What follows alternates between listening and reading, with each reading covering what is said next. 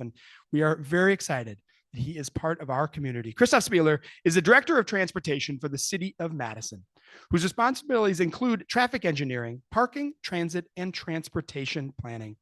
He previously served as a planner in Houston, working with the cities and agencies all across the United States as well. He taught at Rice University and served on the board of Houston's Metro.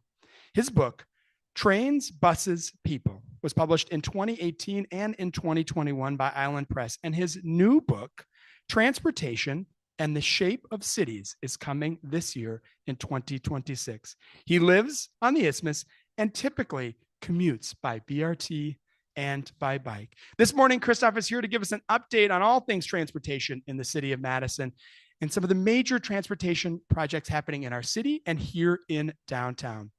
Please, let's welcome to Madison, Christof Spieler.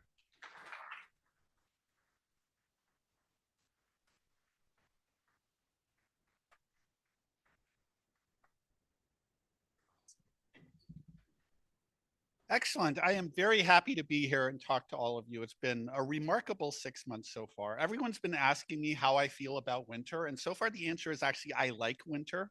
Actually took the bus and biked over here. So yes, I have discovered I can bike in this weather, which makes me quite happy. So I want to start by saying that I am standing up here representing almost 700 people. The Department of Transportation does a lot of things, and a lot of that is behind the scenes in a way that I feel really deserves some recognition.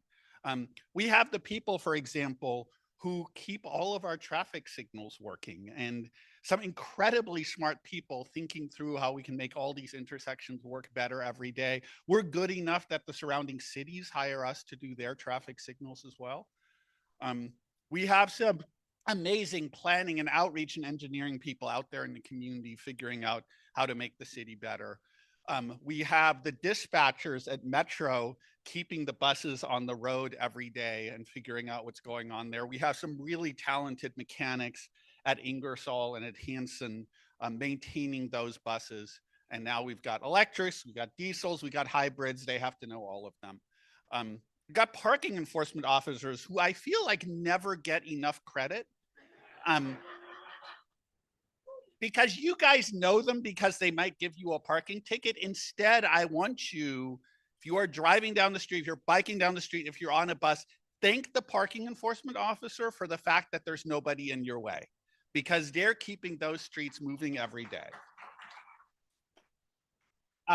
I took this picture the other day, and it's a good reminder that all of this stuff has to happen regardless of weather. So I want us all to give a big thank you for everyone who's been out on the streets these past couple of weeks, regardless of the snow, regardless of the ice, regardless of the temperature, keeping our city running. We owe an awful lot to them. So always thank your bus operator, and always thank all of the people behind the scenes who do that work.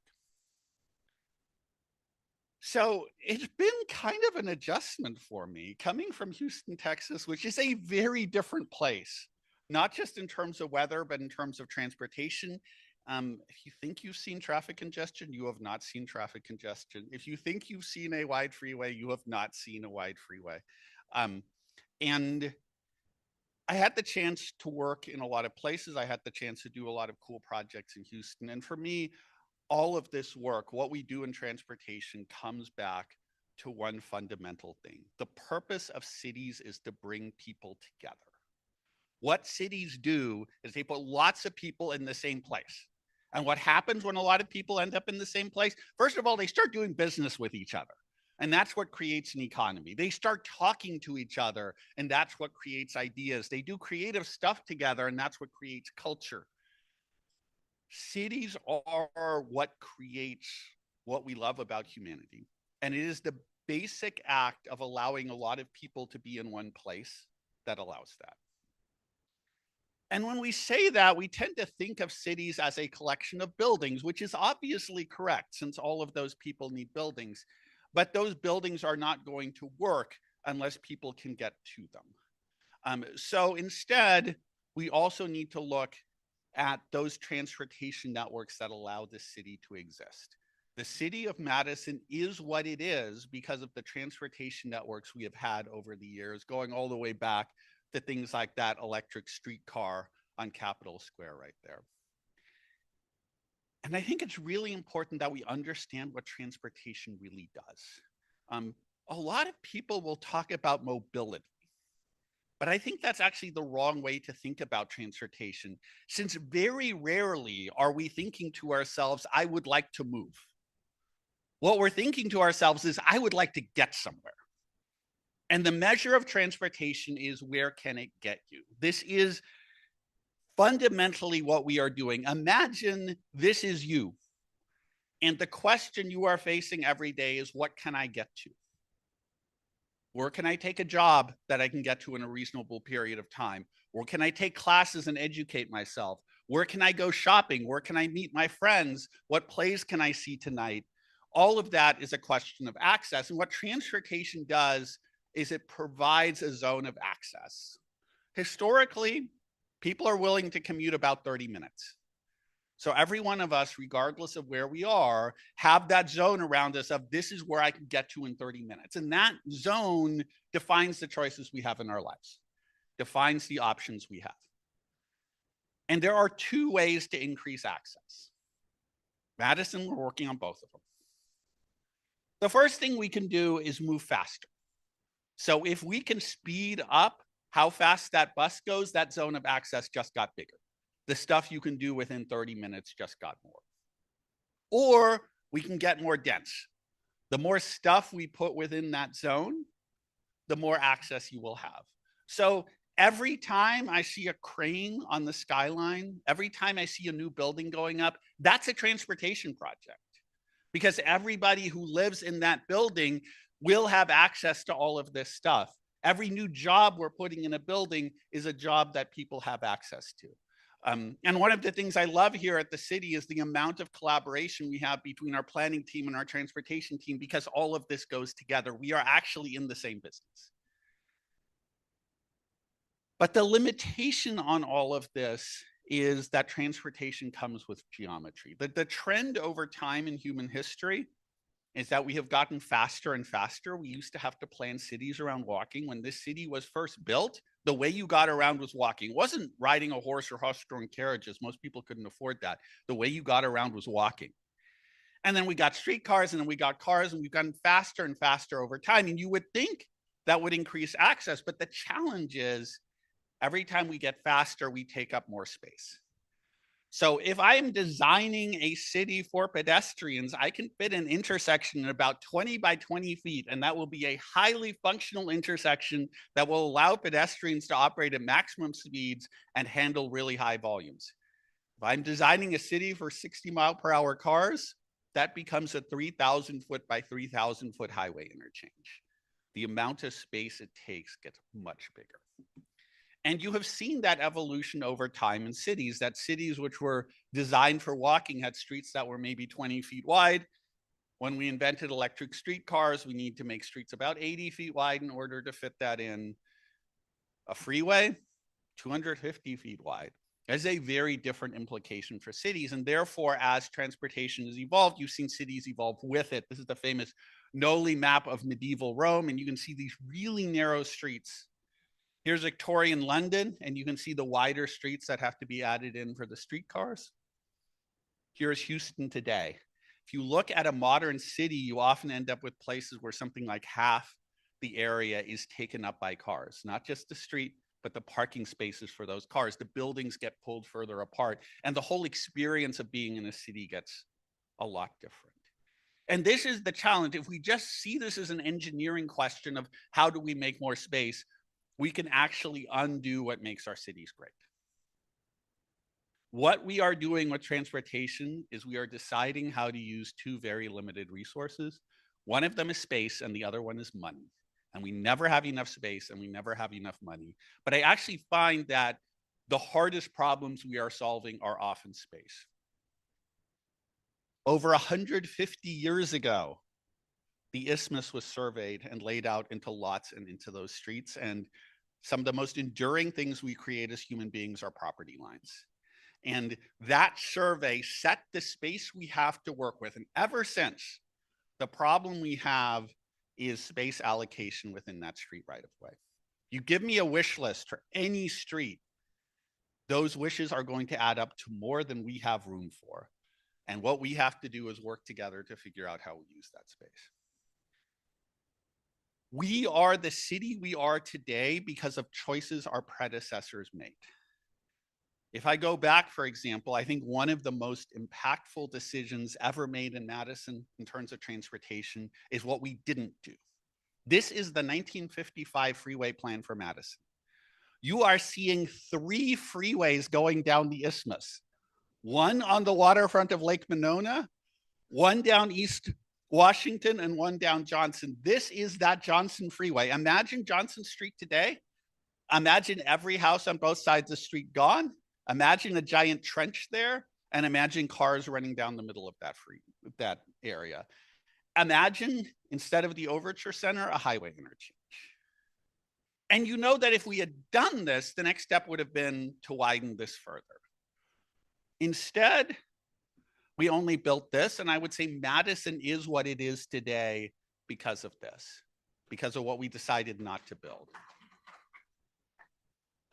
And I would also say, if you look at this, back in 1955, people were saying, we have to build this system in order for the city to function. We are 3 times as large as we were back then. We didn't build the system, and we are definitely functioning. So it really speaks to, we need to step back and think about what we're trying to accomplish. Or a more recent story. This is East Washington as a lot of you knew it. I wasn't here yet. I never got to see this version of East Washington. But you look at that and you see car lots, you see a big wide street. I don't really see a place. It's hard to imagine that as something else. But then city decided we are going to build BRT in this corridor. And we built one of the best BRT lines in the country. But it wasn't just a decision to build BRT. It was a decision to rethink what that street was. It was a decision to do zoning policy, to do housing policy. It was a bunch of private developers and property owners who believed in this, jumping into this.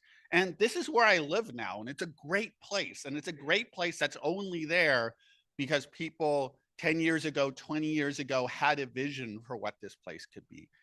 The decisions we are making right now are shaping the city we're going to be.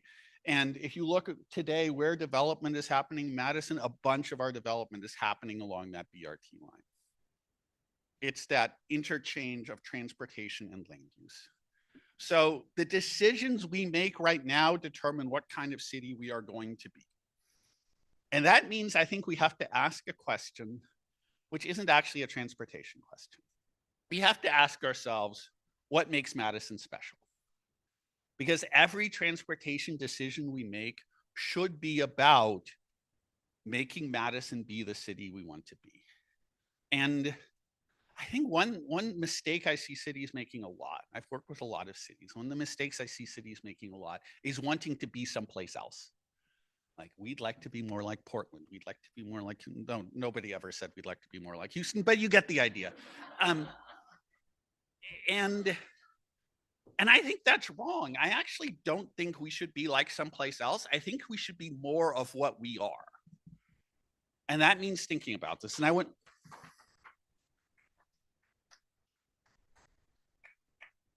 want you all to think about this as we go through it, because I'm sure I left some out. But what makes Madison Madison? I think the first thing I'd say is look out the window and it's our lakes.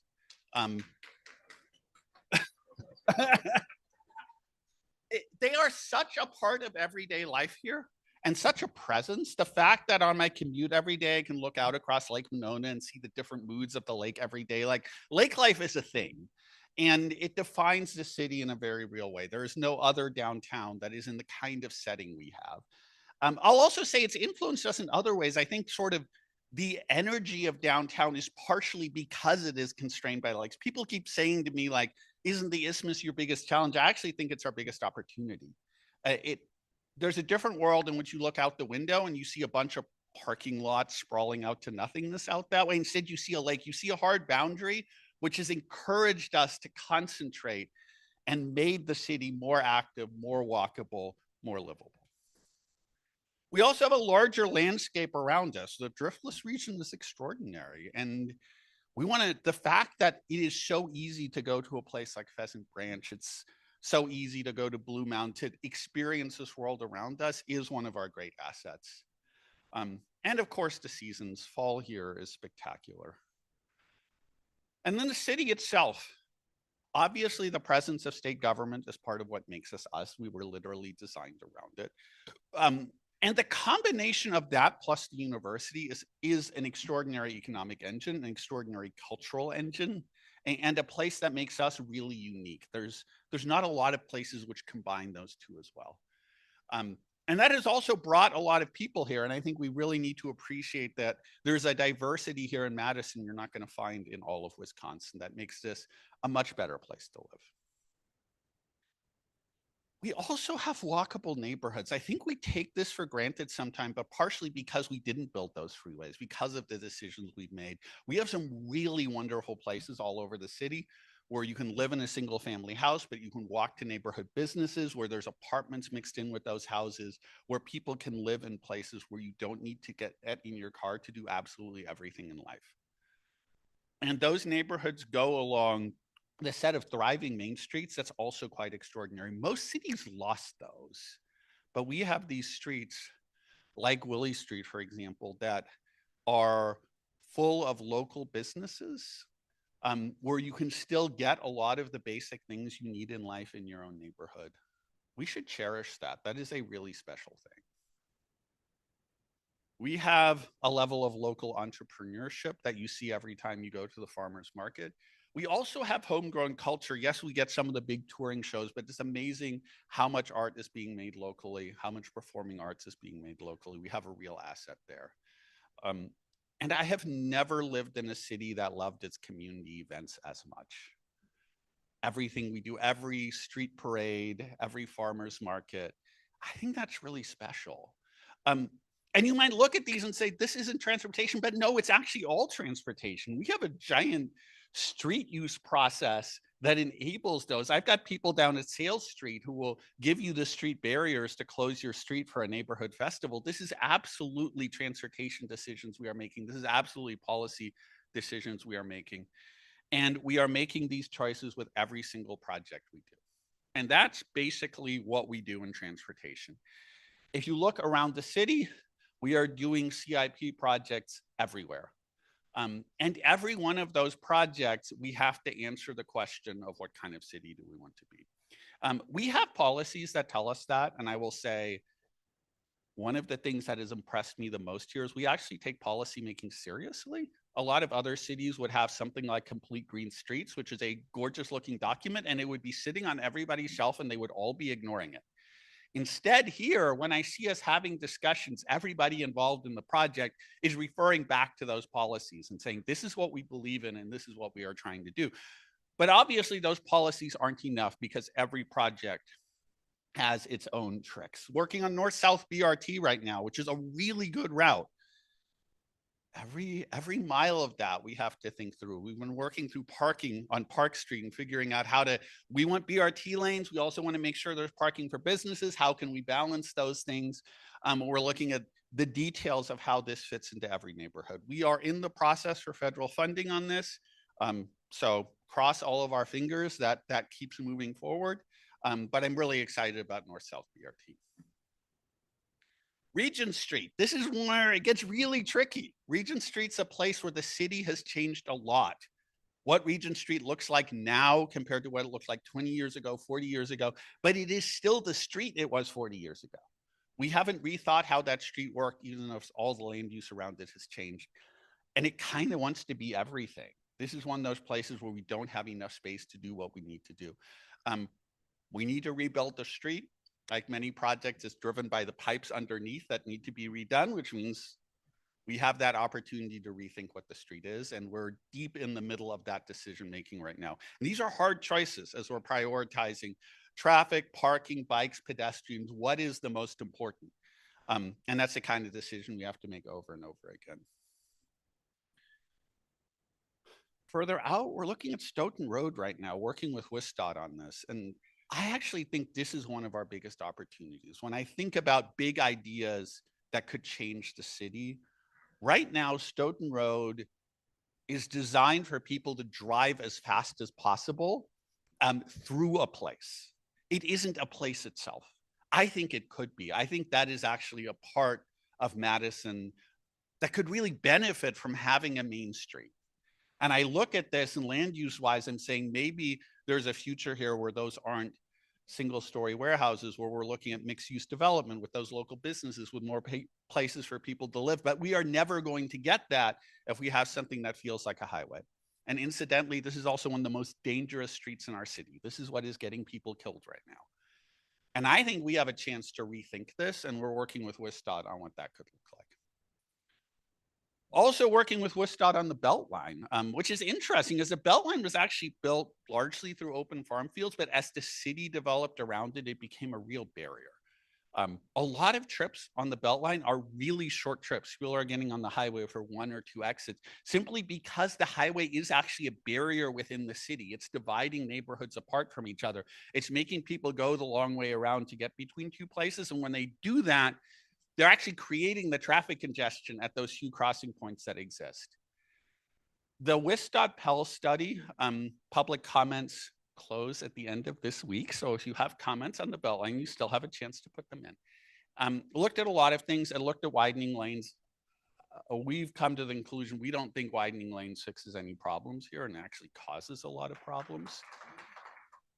And there's Common Council just passed a resolution on that this week. But we are seeing a lot of opportunities here for new connections, for rethinking how these interchanges work, for rethinking how the Beltline relates to the neighborhoods around it. And I think it can be less of a barrier, and I'm really excited to work through that. We also do projects on a smaller scale, rethinking how Willie Street work. What I loved about this project is a couple of things. First of all, the idea came from the neighborhood. We heard from businesses, we heard from the neighborhood. Could you maybe handle parking on Willie Street differently? The second thing is, once Transportation Commission said, yes, we should probably look at this, we had like 2.5 weeks to figure out how to do it because we had to test this before John Nolan Drive went under construction, because otherwise the data would be useless. And we have such an amazing in-house team. We were actually able to do that, change all of the parking signs on the street, put up all this public outreach, ramp up a survey. And what we found is the public likes the new version of Willie Street. The public likes how it's working. We think it's probably a safer street. We think there's better access to businesses. We have lots of these little opportunities too to rethink places.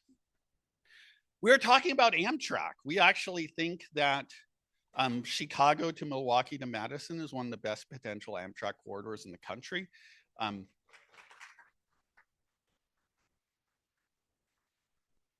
Turns out Amtrak agrees with us on that and is actually quite excited about this and is thinking through what this could look like. Ultimately, this is not in our power. We've done a very good study on where are the best station locations. We're ready if this comes, but ultimately this is something that ends up getting decided by the state legislature whether the service exists or not. So a lot of times we are responding to projects that are led by others. And meanwhile, we are planning for the future. We are thinking about what comes next. We are finishing up an all ages and abilities bike network. I was actually talking to Madison Bikes the other day, and the point I was making is that we are not designing for people who think of themselves as bicyclists. The kind of people who are hardcore into this, who have all the winter biking gear, you'll see them in their goggles, they're riding already. But what if we had a network where everybody felt comfortable riding, where moms felt comfortable taking their kids on the path, where senior citizens on their e-bikes felt comfortable? I think that would really change the city. I think it would open up a lot of trips, because when we look at our data, a lot of people are making fairly short trips. And if we get those trips on bikes, that also means we have more space on the street for all of those other trips and all of the other things we need to think about. Obviously, all of you know that DMI and the city have kicked off a downtown plan.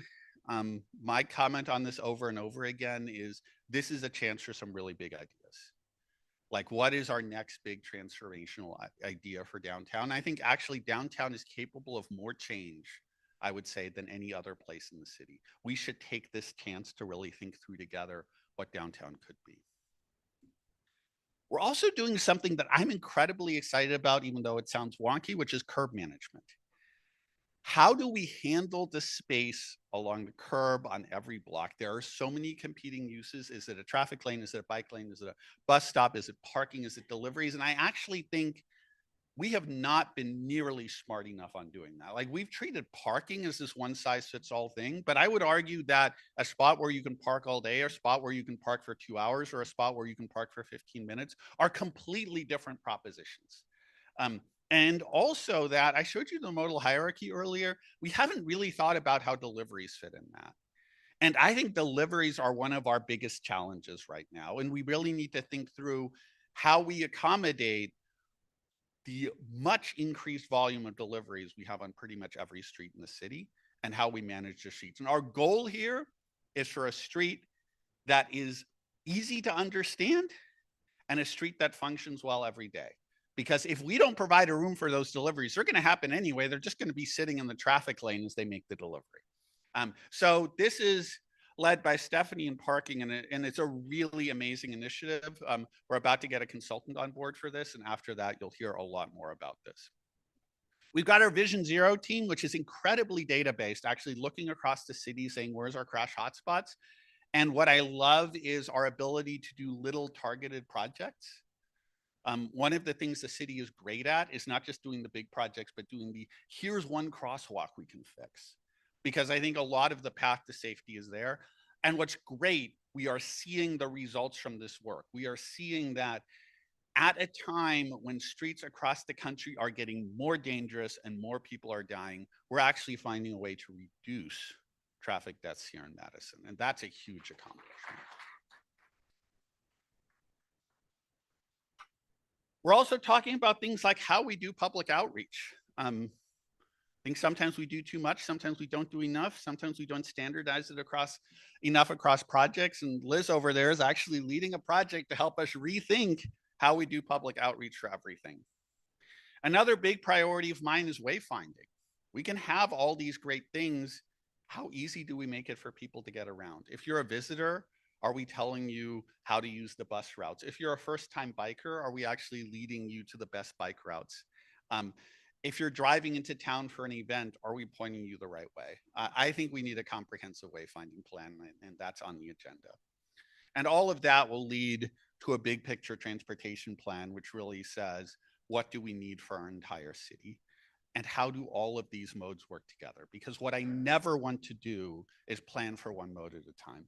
I don't want a transit plan that doesn't think about cars at the same time. I don't want a bike plan that doesn't think about pedestrians. All of these modes work together. They're all fitting into the same space.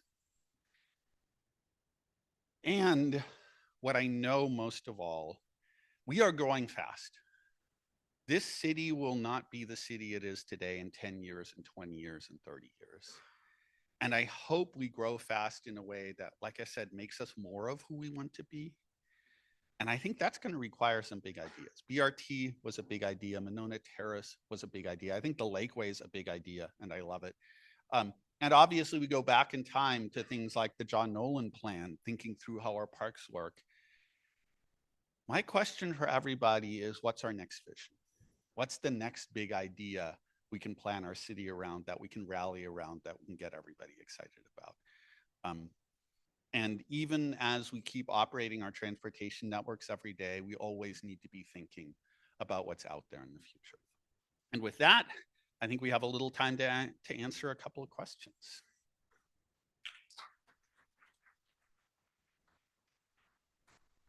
Microphones are coming around. Thanks, Jason. Is this on? It is. Okay. Thanks, Jason. Susan Schmitz here. Thank you for this fabulous, fabulous presentation. One tiny thing, because I happen to live nearby, could you talk about what you did with the vision kind of thing on Seagull Road? Oh, I was hoping you'd have a picture of it, because we live there, and it's unbelievable. It's such an example of what can be done. Yeah, no, it's the first time I was out here. I actually stayed out there for a little bit, and yeah, and I was just talking to Councilmember Tischler about the opportunities to do more over there. I actually think that is a really finding out how to best rethink streets in some of the sort of post-war neighborhoods of Madison, I think is actually one of our biggest challenges. We have places that were very much designed only for cars, but that actually have the land uses that make walking and biking and transit quite reasonable, and have a bunch of people who are telling us we want to walk and bike and take transit more. So I think there's actually a lot of that. And sometimes I think urban planners are very quick to look at those sort of pre-war streetcar neighborhoods like we have on the Isthmus and dream dreams for those and not think about some of our newer neighborhoods. So absolutely, places like Seago, I think we have a lot more opportunities like that.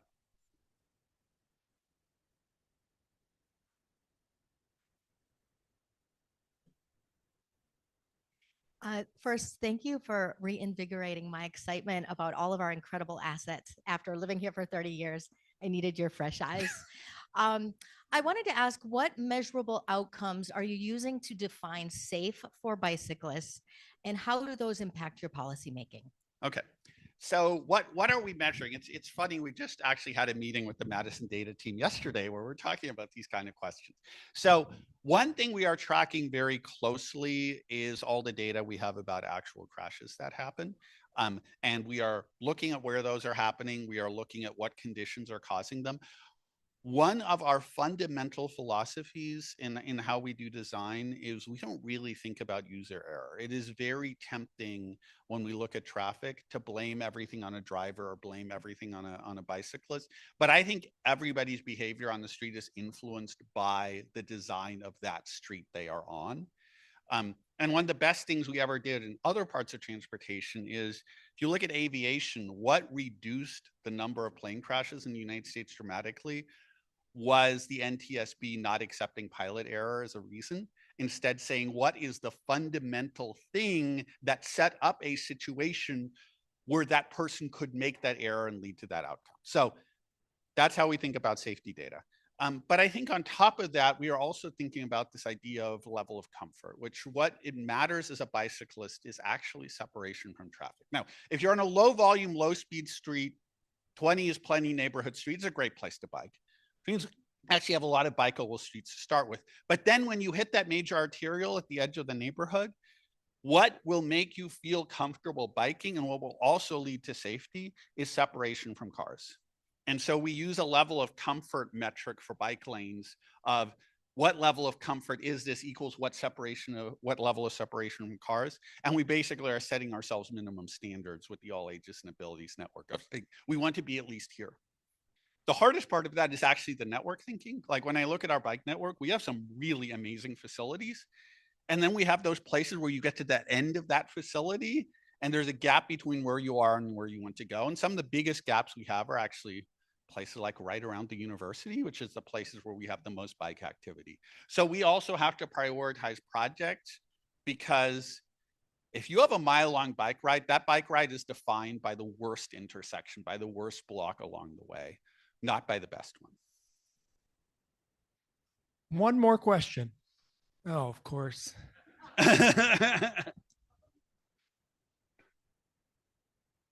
Where were they? Oh, Jay. Hi, thank you very much. You blew my mind. You seem to be the dream transportation director that we've all been fantasizing about for the last 30 years.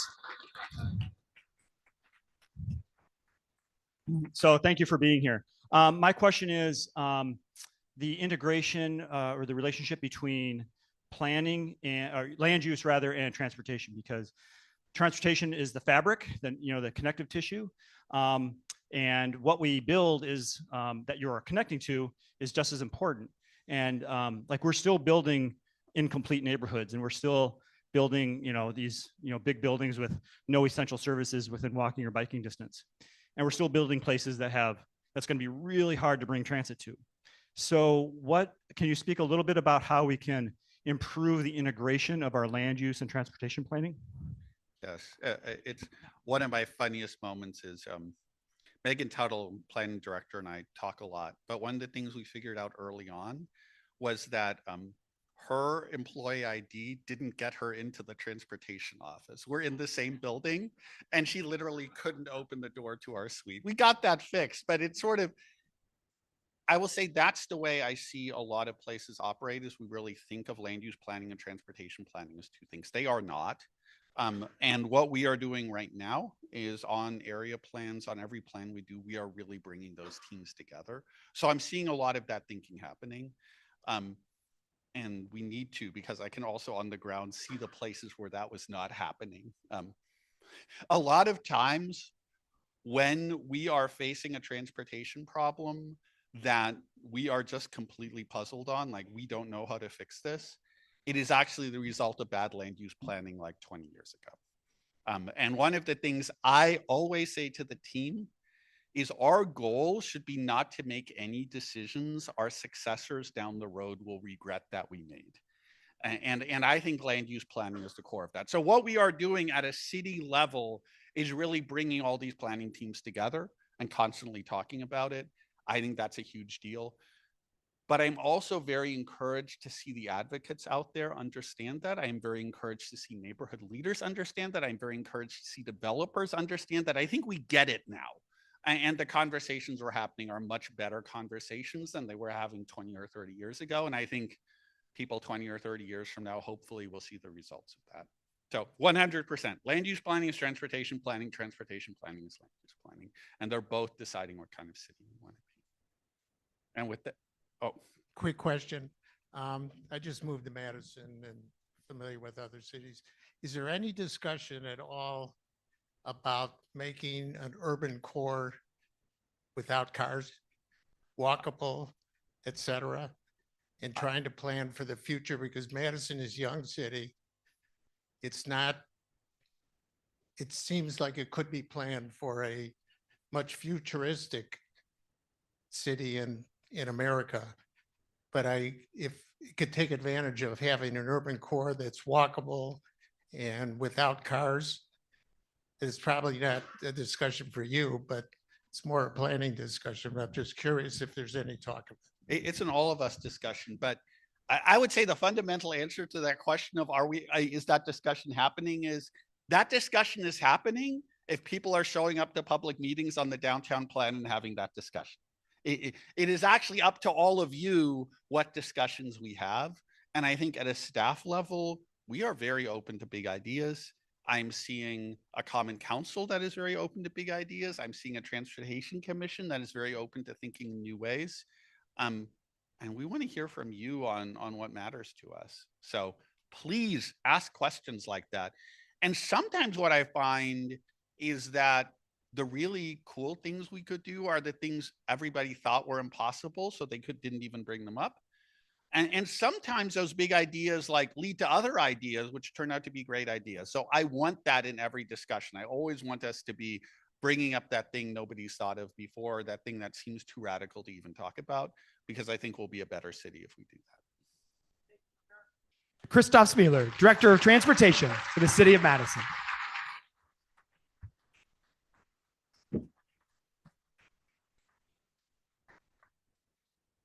On behalf of DMI, we truly thank you for your visionary leadership. And I think you're right.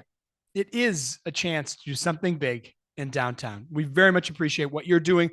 Want to acknowledge that the head of the whole planning division, Matt Wachter, is here today as well, and several alders. So these conversations are happening together.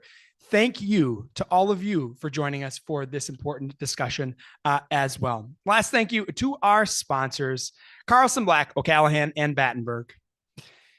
Ho-Chunk Gaming Madison, JP Cullen, Lake Ridge Bank, Urban Land Interest, UMB Bank, TDS Telecom, the Fiore Companies, Hydrate IV Bar, and the Edgewater Hotel. If you love transportation, come back on February 26th, where we have the new Dane County Regional Airport Director, Mark Papko, here to join us with an excellent update of all things airport. If you haven't heard, we're going to Boston. We're going to Raleigh. Come join us on the 26th of February. We'll see you downtown. Thank you for all your support.